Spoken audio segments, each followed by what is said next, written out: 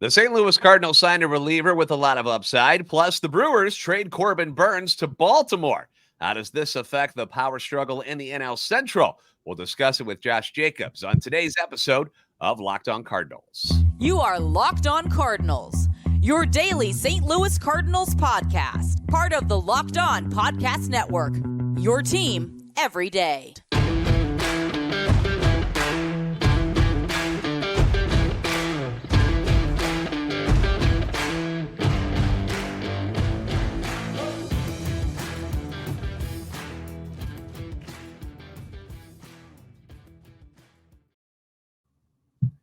Hey there, Cardinals fans. I'm JD Haffern, and I'm a national radio sports anchor, born and raised in the Lou and a lifetime Cardinals fan. And I'm your host for Locked On Cardinals, part of the Locked On Podcast Network, your team every day.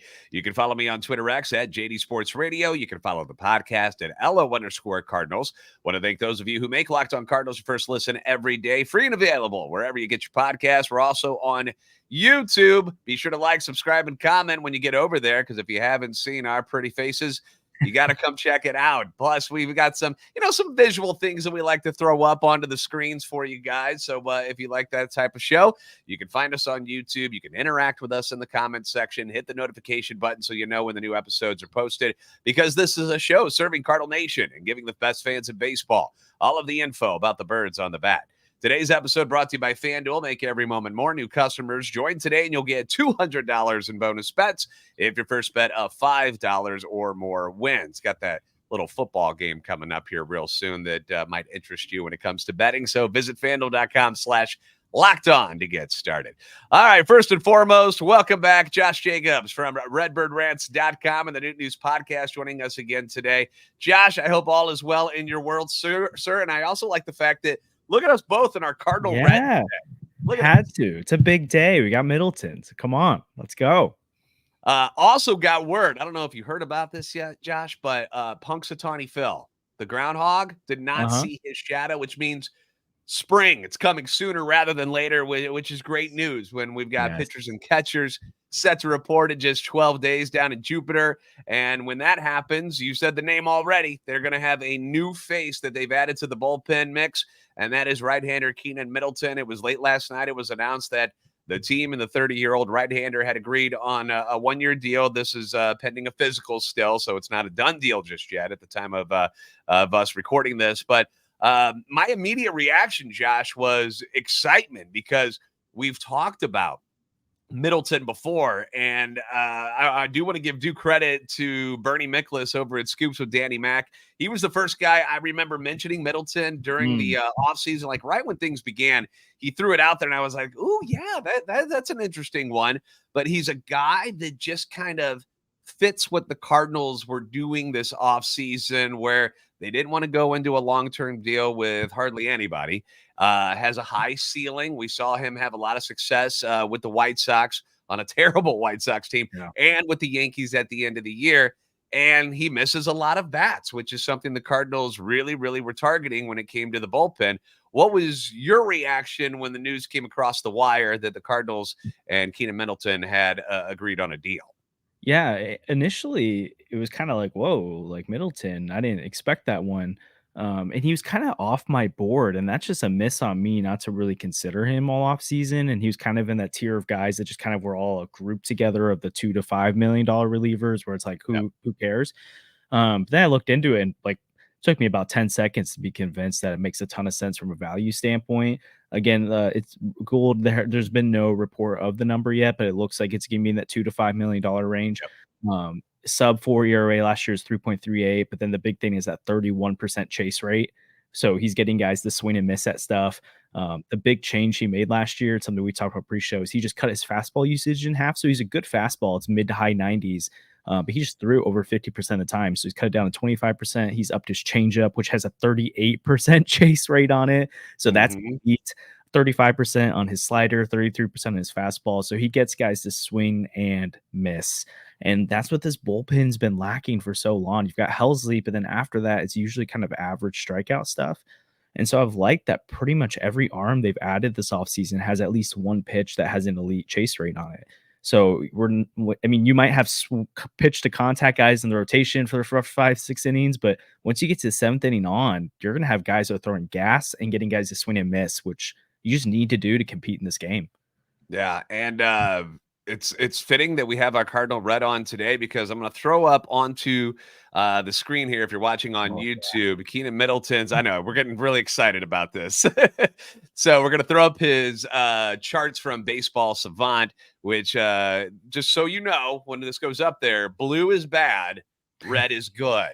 All right, here's what it looks like. So take a look at what Keenan Middleton's Baseball Savant stuff says. Okay, we're talking about everything except for walk percentage. Yep. And even his barrel percentage, kind of in the middle there, but walk percentage, if there's one negative about Keenan Middleton, that is the one thing. But then everything else is almost off the charts. We're talking about chase percentage in the 89th percentile, whiff percentage, 96th percentile, his K percentage, 91st percentile, hard hit percentage, 92nd, ground ball percentage. We know we don't like fly balls. We want them to put it on the ground.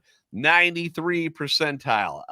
It's all just like when you see it, you're like, oh my gosh, this guy is way better than perhaps some fans think. And it's a guy, again, like I said, high ceiling here if he's able to continue to do what he did last year, because it hasn't always worked out this way for him. But he figured something out last year, like you mentioned. He cut back on throwing the fastball and relied more on the changeup and the slider, and it worked out nicely for him. Yeah, and then it's always good to take that stuff into consideration and in context. And a high walk rate for a guy that's a reliever isn't ideal, but when you're striking out a bunch of guys, you can live with it. That's why Blake Snell's been so good in the rotation. Is sure, he walks the world, but then he strikes out guys when they're on base. And so you definitely don't want that from a starter. That's playing with fire. But when it's a 1 inning guy and they walk a guy every couple outings, but then they strike out guys when they're on base, it's not a huge deal. And I like the veteran presence too. Middleton was a guy who, when he got traded away from the White Sox, kind of spoke out about the toxic culture. And then Lance Lynn was like, yeah, he's right. So two of the guys they brought in this offseason have been a part of groups that are not good and are the type of guys who can recognize that and rise above it. And when he went to the Yankees, he was elite, sub-2 ERA, just continue what he was doing. And so there's no such thing as a sure thing as a reliever. And that's kind of why I like this too, because if it doesn't work out, it's $2 to $5 million. It wasn't a big deal. You've added 5-6 relievers this offseason that should really contribute, that could really contribute in a big way. And if 3 or 4 of them hit, this bullpen goes from last year where you had 1 or 2 guys at most that you felt comfortable coming out at any given time to almost your entire bullpen. You wouldn't feel bad about pitching the 7th or 8th inning. You've got guys that just know how to pitch. And so great job. A great job from Jose Alakir. I was kind of starting to doubt a little bit that they're going to get a reliever. And if they did, I didn't know if I'd like it. I really like Middleton here. Yeah, I saw the report that, and this would have really sent Cardinal fans like screaming and immediately to Twitter or X, whatever you want to call it, type away of how angry they are, when the report came out that John Brebbia was somebody that they had looked at, another guy that used to be a Cardinal. And if they brought another one back, and I can only imagine what that reaction would have been from fans if Brebbia had been the guy. Not that he's a bad pitcher, but it's like been there, done that type of situation. And Cardinal fans are just like, we can't take this anymore. Don't do it to us. So for sure. Nice to see some fresh blood come into the clubhouse that hasn't been here before. One thing that I have noticed about Keenan Middleton, not that I got a chance to watch a ton of White Sox games last year, but I noticed that in a few of his highlights and stuff, the guy brings some attitude as well. I'm going to throw up a picture here on the YouTube as well of him. I think this was against the Yankees, I believe, or it could be the Braves. I don't know. I saw some highlights or whatever, and like this guy brings some attitude. You mentioned that he played with Lance Lynn with the White Sox, talked about how the culture in the clubhouse was kind of bleh, and Lance Lynn agreed with him. We know Lance Lynn can be a salty yet aggressive personality in the clubhouse. Keenan Middleton looks like he's got some fire in him too, which I will never shy away from, because if there's one thing that I kind of criticize the Cardinals about being sometimes they're a little too boring. out there. Totally. It's why when we see Lars Nootbaar doing what he does, we're like, wow, look how much fun he is. Well, yeah. Compared to the rest of the guys in the clubhouse, like they're usually kind of just, okay, we did good. We're just doing our jobs. And I hate that. I like Wilson Contreras being with the attitude and the way some of these guys are, and I'm glad they're bringing in more personalities like that. So I hope Keenan Middleton continues to do just that and continues to pitch the way that he did in 2023. That would be huge for this bullpen, which I want to talk more about. We're going to talk about, now that that Middleton's been signed, I'm guessing this is probably it. I wouldn't suspect any other moves because things are pretty full out there. So we're going to talk about the bullpen, how it's shaping up after this signing, and who we think is going to be a part of it and who might be looking on the outside end. So we'll get into that next with Josh Jacobs from RedbirdRants.com and the Newt News Podcast next on Locked On Cardinals. Passion, drive, and patience. What brings home the winning trophy is also what keeps your ride or die alive. eBay Motors has everything you need to maintain your vehicle and level it up to peak performance. From superchargers, roof racks, exhaust kits, LED headlights, and a whole lot more. All of that is available. And whether you're into speed, whether it's power or style, eBay Motors has got you guys covered. They've got over 122 million parts for your number one ride or die. You'll always find exactly what you're looking for. And with the eBay Guaranteed Fit, your part is guaranteed to fit your ride every time, or you get your money back. If there's one thing that I've learned over the years when it comes to buying parts for your automobile, it's that it takes a specific type of part to go into your car. And if you try to wedge it in there and it's not the one that's supposed to be in there, it can cause all kinds of problems. And with eBay, you don't have to worry about that with the Guaranteed Fit. And because with eBay Motors, you're burning rubber, not cash. We want you to save money. We want everything to go smoothly when it comes to your car. With all the parts you need at the prices you want, it's easy to turn your car into the MVP and bring home that win. So keep your ride or die alive at ebaymotors.com. Eligible items only. Exclusions apply. eBay Guaranteed Fit only available to U.S. customers.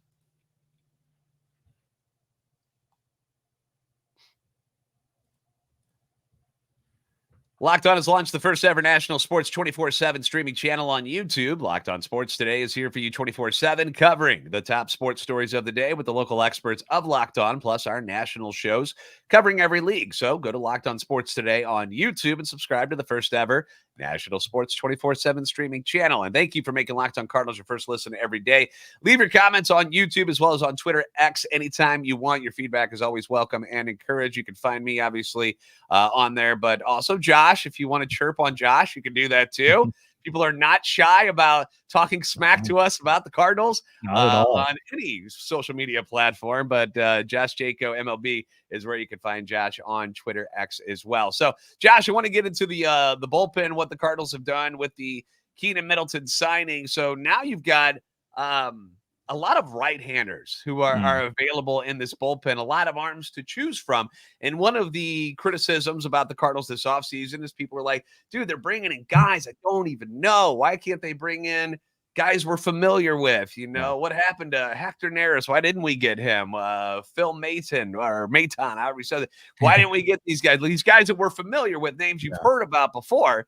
And I continue to say the argument side of it was, well, the bullpen guys, like, they have to start somewhere. And if you're able to get guys that you like their stuff, you can put them in that bullpen and they're not going to cost you all that much. These guys that they're mentioning, we're talking about Aroldis Chapman making huge money from the Pittsburgh Pirates. The Cardinals were not trying to spend buku bucks on their bullpen. Instead, I believe their strategy was, let's get as many good strikeout arms as we can find, and we'll let them all just compete for spots in the bullpen. So you got the Andrew Kittredge trade, which you and I huge fans of. We think that's a monster piece for him. But the guys that maybe people aren't familiar with, Nick Robertson, Riley O'Brien, Ryan Fernandez, those are some names that these guys have brought in that people shake their heads at because they don't know who they are yet. But me and you have talked about it before. These are guys with tremendous upside. Yeah. And I mean, I was just breaking down the bullpen on my just kind of like, okay, who can make it? Right now, they've got 5 guys that count as high leverage. And last year, again, we just talked about, we only had like 2 at one time you could trust. Throughout the year, there's probably 4 or 5 different names, but at one time, there's only ever 1 or 2 guys available. But if this bullpen's healthy, you have Helsley, Gio, Kittredge, Middleton, and JoJo. That's 5 guys you can trust in the 8th, 9th, 7th inning at any given moment. And then you've got Ryan Fernandez, the Rule 5 pick. So that's probably about 6 bullpen out spots out of the 8 that are already kind of guaranteed. If Fernandez is a bad spring, they won't be afraid to send him back.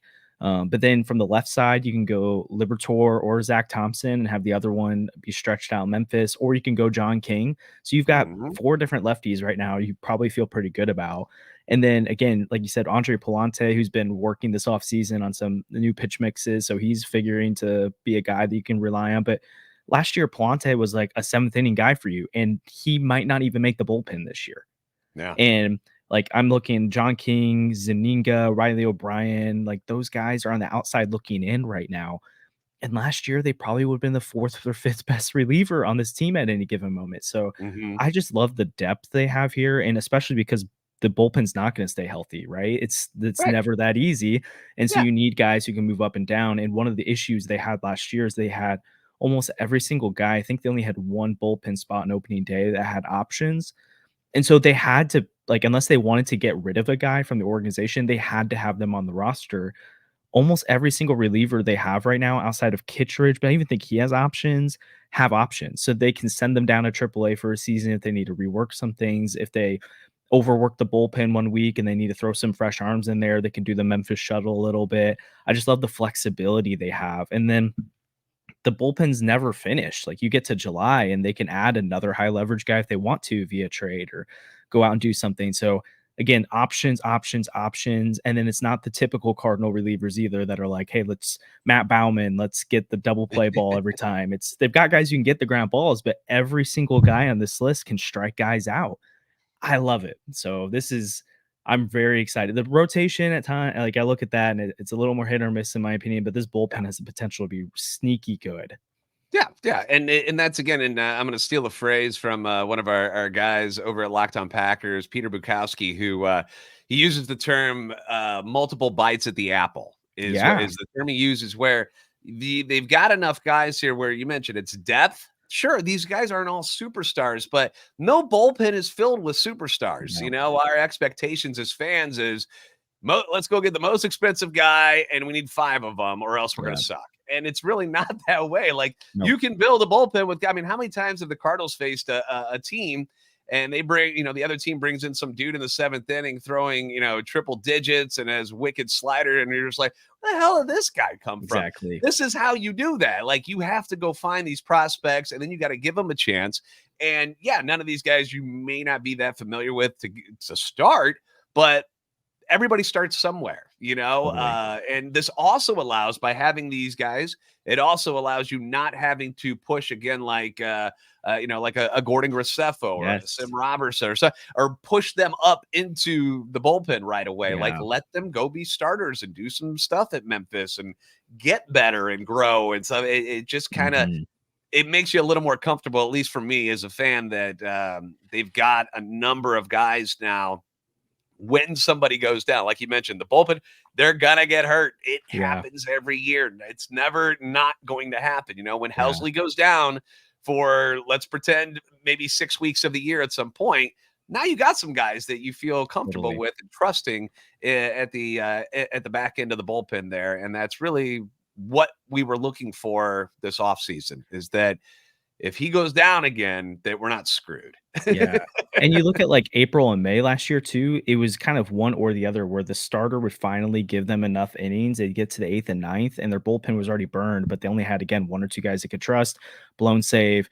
It's awful. Or you would have a guy that's really needs to be pulled in the 4th inning, but Ollie has to either be like, okay, I have to somehow manage 5 more innings with this bullpen that's already tired and I don't trust anyone, or push Jack Flaherty another inning.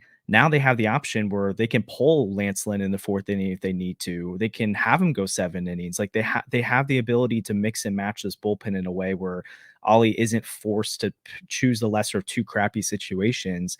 If Lance Lynn's dealing, great, we can turn it over to Kittredge and Helsley to close down the 7th and 9th inning. or 8th and 9th inning, or if it's a bad day, they can go JoJo and Fernandez and Kittredge and Gio and Helsley and close the game out. So I think that's an underrated portion too, where now they have the ability to stretch multiple innings if they need to. And then the next day, the bullpen's also available because they have other guys who can go out there and fill those roles. So yeah, and please understand for those of you listening and watching, obviously we are Cardinal fans, and so we're seeing things through the Cardinals lens and positivity about it. Yeah. None of this is perfect, or we're not saying it's going to be perfect, and this immediately makes them the best team in the National League. No. But I understand what the Cardinals were trying to do. Yeah. You can see what the blueprint was. The idea was to go get starters who they could trust to get at least 6 innings. That's what they were hoping for. And then fill up the bullpen with as many guys as they can for when things go bad. They weren't hamstrung so much where that you were bringing up guys that didn't belong in the major leagues in the first place. That's the whole idea here. Will it work? We don't know, but I can see where they were going with it and why they made the decisions they've made. A big decision was made last night by the Milwaukee Brewers, Josh. Oh, wild. my goodness. Out of nowhere. Corbin Burnes gets traded to the Baltimore Orioles. We're going to talk about that next and how that affects what's going on in the NL Central. We'll do that coming up on Locked On Cardinals.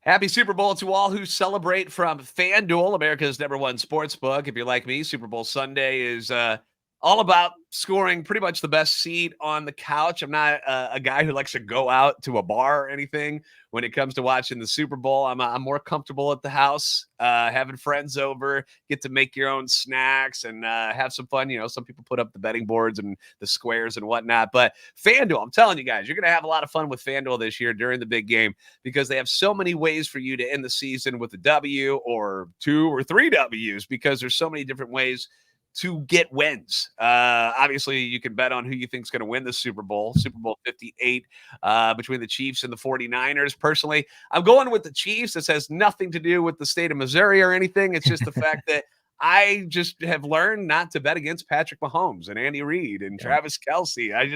I've learned my lesson many, many times over. So they're getting 2.5 points right now on FanDuel. But you can also bet on other fun stuff like which players are going to score touchdowns. I mean, how do you not go with CMC from San Francisco or Pacheco in Kansas City? Over-unders at 47.5. How many rushing yards will Mahomes and Brock Purdy combine for? Chris Jones, Nick Bosa when it comes to sacks.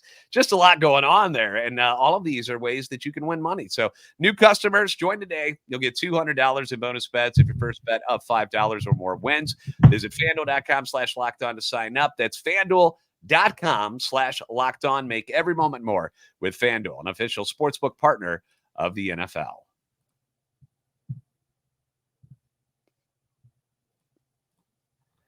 Locked On has launched the first ever national sports 24/7 streaming channel on YouTube. Locked On Sports Today is here for you 24/7, covering the top sports stories of the day with the local experts of Locked On, plus our national shows, which cover every league. Go to Locked On Sports Today on YouTube and subscribe to the first ever national sports 24/7 streaming channel. Josh Jacobs from RedbirdRants.com and the New News Podcast joining us here today to talk about the Keenan Middleton signing, what the bullpen looked like. Now let's talk about something that has left the NL Central, and I'm sure we're both very pleased with this because we don't have to see him as much anymore. Corbin Burnes finally gone. The Milwaukee Brewers finally pulled the trigger on a trade, a massive trade for both sides. The Baltimore Orioles finally get their ace. That huge move for them. I love the aggressiveness there. I was a little... If I had been an Orioles fan last year, I would have been underwhelmed by the fact that all they got was Jack Flaherty at the deadline. That would have bumped me out. And to make this move signifies that, like, we are ready to go. Let's do it here in the AL East. In our backyard here of the NL Central, though, what does this say to you about what the Milwaukee Brewers are going to be like here in 2024? Because I was a guy that honestly was like, the Brewers still aren't bad just because they lost Woodruff. I mean, he didn't play much last year anyway. I was like, they're still not like garbage or something. And they added Hoskins. And I'm like, okay, so they're in. And then this happens last night. Burnes is gone. What do you think that does to the NL Central shift as far as the power struggle and who's going to be good and who's going to be bad? What happens here, Josh? Yeah, all offseason I've been low on the Brewers just because I kind of thought this is where they would go. And then as the months went on, it just felt like they were going to hold on and wait till the deadline maybe or something like that. I do think this puts them as the clear, in my opinion, fourth best team in the division, where I have a hard time picking them over the Reds, the Cubs, or the Cardinals. But I'm not a Pirates believer, so I'm not going to go that far. The Rhys Hoskins move was good. They just continue to toe the line between they're not rebuilding, but they're also not going to go for it. But with how strong of a farm system they have right now, I really wouldn't be surprised if they kind of punt a little bit on this year, let some of those young guys come up, trade Willie Adames and let Joey Ortiz play shortstop, trust in Jackson Churio, trust in all these young arms and young bats that are coming up. And then you look at this division in 2025 and 2026, the Cubs, the Reds, and the Brewers all have top 10 farm systems. The Pirates, hopefully by that point, maybe can be something. And then the Cardinals, this could be one of the most competitive divisions in all of baseball in the near future, for as bleak as it looks this year. And as like, who wants to win it? Because if someone wants to win it, they can easily do it. They just got to make one or two moves, and they're easily the best team in the division. I liked, like, people are kind of trashing the Brewers for it. It's fine to me. I think I was a little surprised by the return where it was, it depending on how you feel about prospects. DL Hall was number 6, I think, for the Orioles. Joey Ortiz, who you mentioned, is the shortstop infielder that got shipped over, and then they got a draft pick as well. Because we hear, obviously as Cardinal fans, we never thought that Corbin Burnes would get traded to St. Louis, but we hear about what, the Sox are asking for Dylan Cease, and what we think that, the Guardians might be asking for Bieber, and you're like, wait, this is all it took for Corbin Burnes? But remember, he's only got this year left on his deal, becomes a free agent. So that's part of it. And now they're getting, I think both of these guys that the Brewers got, I think they have like 6 years of control on both of them now. So that's why it is the way it is when it comes to a deal like this. But I honestly thought the Brewers might get more. And, maybe this was the best offer they got. And they were just like, all right, well, it's obviously not getting any better than this. So let's just pull the trigger. I thought they'd get more too, but it's not like an F or a D grade trade to me. There's probably low B, high C, but they also get the 34th pick in the draft, which I think can't go understated. Like, those can hit pretty big. And so we'll see. We'll see what happens with them. I don't see them as a serious problem in 2024, but I think they're right to be looking toward 2025 and 2026 in a building. But they're going to be pesky. They've got talent still. They've got Peralta. They've got Devin Williams. They've got a better lineup than before, even though it was pretty bad last year. And I just think they're one of those teams where you don't, like, if the young talent starts to pop off, the ceiling of this team raises significantly. And so I don't see this being the year where, outside of maybe Jackson Churio, their young guys really having an impact. But if they come up and start hitting and start pitching well, like, who knows? Maybe they are a fun team this year, like the Reds were last year. So I'm glad they are. If I was a Brewers fan, I know it hurts to lose Burnes, but they needed to do this. They needed to move him. It would have been pointless to hold on to him.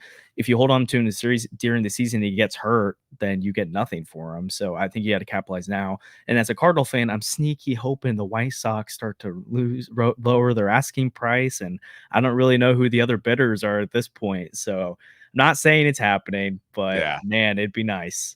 Yeah, I wouldn't hold your breath on anything like that. Wouldn't. I feel like where the Cardinals are, that the trade deadline is probably, if they're in contention, that's when you'll see the next big piece added, if they feel a need to do that. It does bring up an interesting question, though, that I thought about last night, and that one, I put it up on our Twitter X page as a poll question. With Burnes gone out of the NL Central, who is the top starting pitcher in the division now? That's a great question. I gave the options of Sonny Gray for the Cardinals, Justin Steele with the Cubs, Freddie Peralta with Milwaukee, Hunter Green with the Reds, and then Mitch Keller with the Pittsburgh Pirates. And I know Pirates fans got upset because I didn't have him on the actual voting process. Well, they only give me 4. It wasn't like I was trying to be a jerk to them. They only give me 4. And those were the first 4 I typed in, and I'm lazy. So I didn't want to go back and delete things. So I just left it up there. I was like, here's the write-in vote for Mitch Keller for the Pirates fans, who rightfully so chirped at me and were like, hey, we're going to show us some respect or whatever. But in your opinion, who is it? Because, it's going to be more Cardinal fans voting on this because they're Locked on Cardinals listeners. But right now, 68% of the vote has got Sonny Gray, then Justin Steele, and then everybody else trickles down after that. Do you think it is Sonny Gray? I mean, don't tell Sandy this, but I would have thought Justin Steele would have got the vote just because he's been here. Yeah, I think I'd lean Sonny Gray, but it's close. And actually, I'd put Peralta right in that conversation with the three of them. Really I'm a big Peralta guy. So I just think Sonny Gray has the longevity if he's been consistent for a long time. I know Justin Steele has about a year and a half now of some production, so you'd like that.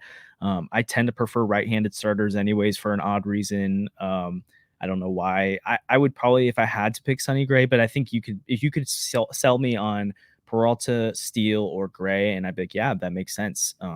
Corbin Burnes was far and away the best guy. And now it's kind of it's just interesting to see, like, for where the Cardinals were at last year, where it was like questionable if any of their starters could be in the top like 8 starters in the NL Central, and now they've maybe have the best starter in the National League Central. So yeah, it's a really fun question. When I saw it, I was like, man, I don't know who I'd pick. That's a tough one.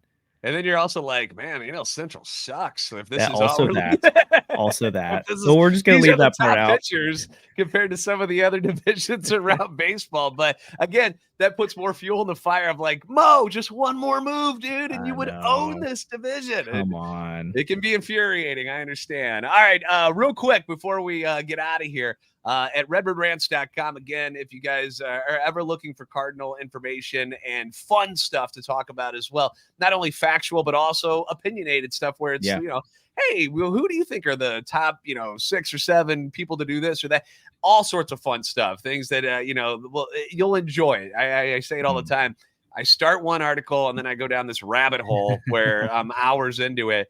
You recently put something up about the Zips projections at redbirdrants.com. And you felt that there were a number of guys that for the Cardinals who will actually do better than the Zips projections. Who are a couple of those guys real quick that you put on that list? And we're going to link this article in the comment section below. Yeah, I'll give you 2. And I picked Zips because traditionally I feel like it's one of the better projection systems. And they've kind of shown over the years that basically about 50% of the people hit their 50th percentile projections, and about 20% hit their 80, and 20% hit their below 8 or their like 20 percentile. So they're pretty good about it. This year though, the Cardinals hitters, like I agreed with a lot of the pitchers, the Cardinals hitters, they were really low on a lot of them. So the first one I'll bring up is Brendan Donovan. They had him as like a like 780 OPS guy with like a 109 WRC plus, 1.8 F4, 8 home runs. In 95 games last year, he had 11 home runs. So he in like half the games, he already hit more home runs. He had a 118 WRC plus. The year before that, he had a 128 WRC plus. And I put out a story recently of, I asked Donovan at winter warm-up, like, he had this 10-week stretch where he was a top 15 hitter in all of baseball last year. And I was like, hey man, like, what did you do? And he just talked about how he stopped taking the first pitch so often. He got more aggressive, and his walk rate actually went up. He went back to being an elite on base guy, but he was also doing damage. And so I just don't see how a guy who's at worst been an 18% above league average hitter in his career is going to go all the way down to 9% above league average. That one just felt really off to me. So Brendan Donovan hit the over if there was a line on that. And then Wilson Contreras, they had him as regressing a ton next year.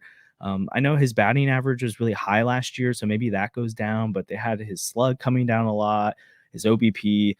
And for Contreras, he was arguably a top 3 hitter in all of baseball the last 3 months of the year. His second half was monstrous. People don't realize how he was just mashing in that second half. Insane. It was like he was second in all of baseball in OBP. I think he was 88% above league average with a 1,000 OPS. Like, that's insane. And so they're like, Zips goes, oh yeah, he's going to regress about 15 percentage points this year. No, like, he's 31. He's not in his mid 30s. He's right in the prime of his career. He's probably going to DH more this year too than he did last year too. So he's going to have more times where he's off his feet. I just think his bat is the thing that's going to remain. And hopefully there's no more uncomfortableness like it was at the beginning of the year. Like, he was in a new spot with new players, and we had, him trying to get used to how things were done in St. Louis. Obviously, there was a problem with certain people, and all you've heard this offseason too from other pitchers that are still with the program, and you heard it from Jack Flaherty, where they're like, dude, bad rap for what happened to Wilson. That shouldn't have been that way, and it's partially our fault. And everybody had his back. Or like, this guy is the dude, man, and we love him. And everybody, I am betting, if he's healthy, that he has as good or better year this year than he had last year, just because of another year being with the program. For sure. So the last year he was 27% above league average, 20 home runs, 67 RBIs. I mean, that's what I should expect from him now. And sure, it could go over, it could go a little under, but to say he's going to fall off, like be 15% worse than he was last year, I don't see it. And he had an awful start to the year too. He had like a 600 OPS, and makes sense when the organization's treating him the way he was. So once he got comfortable and he got the fire lit underneath him, again, I don't see him being a top 5 hitter in all of baseball, but do I see him consistently being a top 30, 40 hitter in all of baseball? For sure. Like, that's easy. Yeah, continuing to be the guy he's been for the last 4 or 5 years, even exactly. Chicago. So, strange that they projected that. A lot of people projecting Cardinals hitters to not be as good. Like, they're not predicting many bounce back seasons for guys like Goldie or Arenado, which is weird to me. An angry, motivated Nolan Arenado, give me that. I would love to see, like, I tweeted that out the other day when they had him like the 7th best third baseman in the league, and I was like, I cannot wait for the revenge tour this year. I cannot wait to see what happens with him. And what's kind of interesting is I feel like a lot of Cardinal teams that have won the division and done something in the playoffs have been the teams where going into the season, they were like the 3rd pick in the division, where everyone's like, oh, it's the Brewers and the Cubs this year. I kind of like when the Cardinals are underrated. I mean, last year, everyone was picking to win the division. It was like Cardinals, Cardinals, Cardinals. This year, a lot of people, I've seen people pick them to finish 4th in the division. I like that this team's coming in with a chip on its shoulder. Again, I'm not trying to tell you they're a World Series contender, and I bet they get bounced in the first round with this roster, but I think they're major contenders for the NL Central title this year. They certainly have something to prove. Everybody does. Front office, managerial, coaching, like everybody. People were embarrassed by what happened last year, as they should be, and they're doing what they can to make sure that doesn't happen again, and we're going to be there for the entire ride. So pitchers and catchers reporting in less than 2 weeks, and as always, follow Josh Jacobs at redbirdrants.com, the Newton News Podcast, and on Twitter X at JoshJacoMLB. Appreciate you coming on, as always, my friend. I hope you have a wonderful weekend, and we'll talk again real soon, okay? Thanks, JD. It's always great being on, and can't wait to hang out with you guys again soon. All right, guys. Thanks for making Locked On Cardinals first listen every day. If you haven't already, give us a follow on Twitter X at @LO_Cardinals and at JD Sports Radio. Like and subscribe on YouTube and help our channel and our love for the Cardinals and Keenan Middleton grow. You're the best fans in baseball for a reason, and we'll see you next time on Locked On Cardinals.